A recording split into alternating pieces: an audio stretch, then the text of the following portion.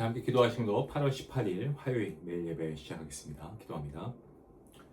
선한 목자 되시는 하나님 감사합니다. 우리의 형편과 필요를 아시고 언제나 우리를 푸른 초장 또 푸른 풀밭으로 인도하시는 우리 목자 되신 주님을 찬양하고 경배합니다. 길을 잃지 않도록 하나님의 말씀으로 우리를 인도하여 주시옵소서. 우리의 삶에 어려움과 문제가 있습니다. 하지만 하나님의 선하신 인도하심을 신뢰합니다. 하나님께서 우리에게 주신 그 은혜와 사랑을 우리가 기억하며 우리도 함께 이 은혜를 나눌 수 있도록 도와주시고 우리가 영적으로 헤매지 않도록 늘 말씀을 사모하며 말씀의 충만함과 말씀의 은혜가 우리의 삶 가운데 늘 가득할 수 있도록 하나님 함께 하여 주시옵소서. 갈급한 영혼에게 주시는 하나님의 말씀의 은혜가 우리의 심령 가운데 단비같이 내리워지게 하시고 또 하나님의 은혜 가운데 우리가 말씀의 열매가 맺힐 수 있도록 우리의 삶 가운데 복음을 살아낼 수 있는 귀한 믿음도 더하여 주시옵소서. 모든 예배를 주님께 맡겼고 감사하며 예수님의 이름으로 기도하옵나이다. 아멘. 찬송가 420장 함께 하시겠습니다.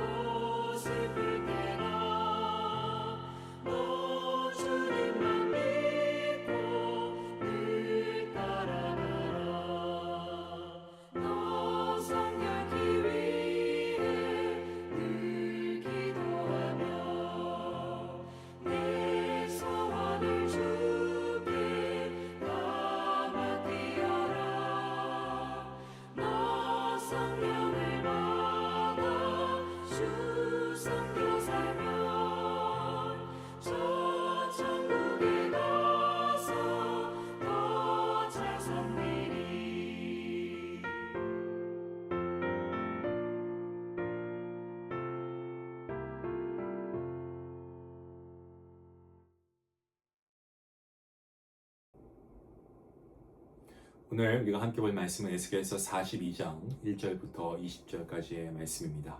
우리 함께 말씀을 읽도록 하겠습니다. 그가 나를 데리고 밖으로 나가 북쪽들로 가서 두 방에 이르니 그 두 방의 하나는 골방 앞뒤를 향하였고 다른 하나는 북쪽 건물을 향하였는데 그 방들의 자리의 길이는 100척이요 너비는 50척이며 그 문은 북쪽을 향하였고 그 방 3층에 회랑들이 있는데 한 방의 회랑은 20척 되는 안뜰과 마주대하였고 다른 한 방의 회랑은 바깥들 박석 깔린 곳과 마주대하였으며 그 두 방 사이에 통한 길이 있어 너비는 10척이요 길이는 100척이며 그 문들은 북쪽을 향하였으며 그 위층의 방은 가장 좁으니 이는 회랑들로 말미암아 아래층과 가운데층보다 위층이 더 줄어집니다. 그 방은 3층인데도 뜰에 기둥 같은 기둥이 없으므로 그 위층이 아래층과 가운데층보다 더욱 좁아짐이더라. 그 한 방의 바깥담 곧 뜰의 담과 마주대한 담의 길이는 50척이니 바깥들로 향한 방의 길이는 신척이며 성전 앞을 향한 방은 백척이며 이 방들 아래에 동쪽에서 들어가는 통행구가 있으니 곧 바깥들에서 들어가는 통행구더라. 남쪽 골방들 맞은 쪽과 남쪽 건물 맞은 쪽에도 방둘이 있는데 그 두 방 사이에 길이 있고 그 방들의 모양은 북쪽 방 같고 그 길이와 너비도 같으며 그 출입구와 문도 그와 같으며 이 남쪽 방에 출입하는 문이 있는데 담 동쪽 길 어귀에 있더라. 그가 내게 이르되 좌우 골방들 앞 곧 북쪽과 남쪽에 있는 방들은 거룩한 방이라. 여호와를 가까이 하는 제사장들이 지성물을 거기에서 먹을 것이며 지성물 곧 소제와 속제제와 속건제의 제물을 거기 둘 것이니 이는 거룩한 곳이다.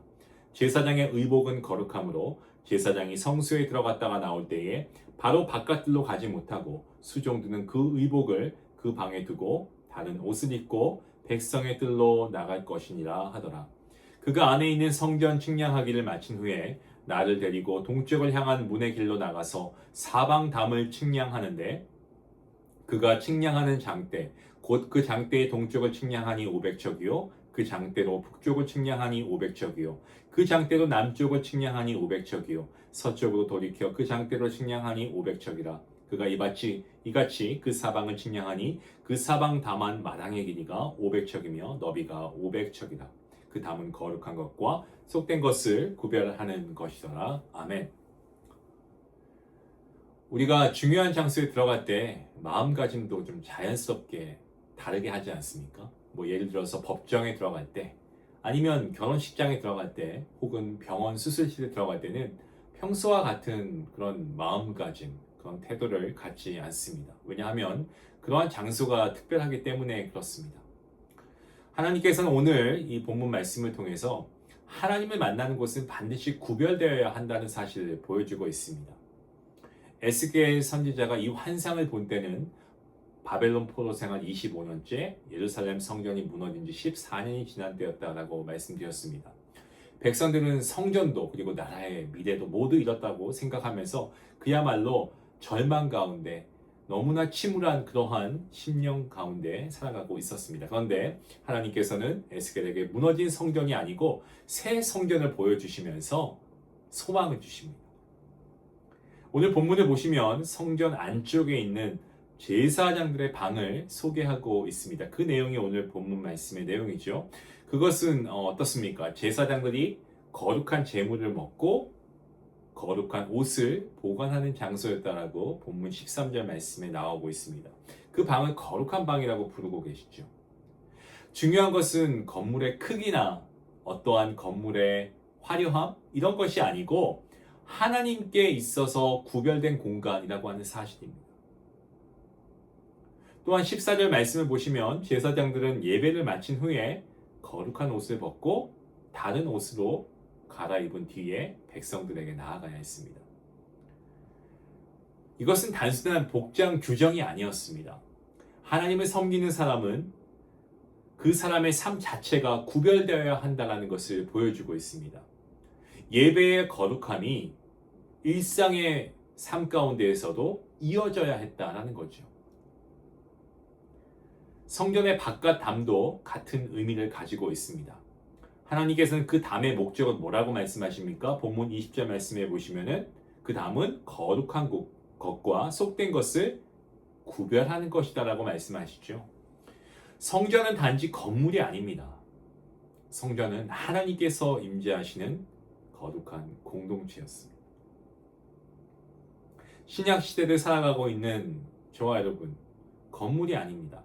성령 하나님께서 거하시는 성전입니다. 때문에 교회, 이 예배당 안에서 뿐만이 아니고 가정과 일터와 학교와 세상 속에서도 우리가 하나님의 자녀답게 살아갈 때에 우리의 삶은 하나님께서 거하시는 성전이 되는 줄로 믿습니다. 에스겔서의 마지막은 여호와 삼마, 곧 여호와 하나님께서 거기 계신다라는 말씀으로 끝이 나고 있는데요. 하나님께서는 포로된 백성에게 내가 너희와 함께 있다라고 약속하십니다. 여러분, 오늘도 하나님은 우리의 삶 가운데 함께 하시는 줄로 믿습니다. 어떠한 삶을 살아가는 성도와 함께 하십니까? 구별된 삶을 살아가는 성도와 동행하십니다.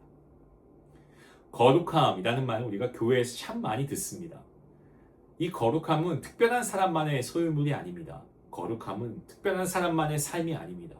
이것은 모든 성도를 향하신 하나님의 부르심입니다.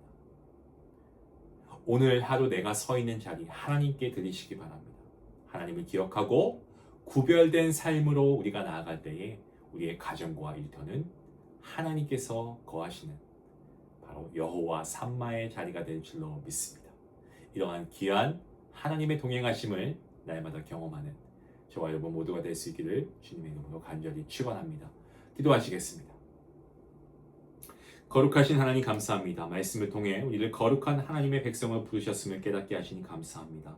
예배의 자리뿐만이 아니라 가정과 일터 삶의 모든 자리 가운데 하나님께 속한 자답게 살아가게 허락하여 주시옵소서. 우리의 생각과 말과 행동이 세상을 따라가는 것이 아니고 세상의 풍조를 닮아가는 것이 아니라 주 예수 그리스도를 닮아가게 하시고 내가 머무는 그곳이 하나님의 임재가 나타나는 거룩한 삶의 장소가 되게 허락하여 주시옵소서. 우리와 함께 하시는 하나님을 날마다 경험하고 어떠한 상황 가운데서도 소망을 잃지 않고 살아가게 하여 주시옵소서.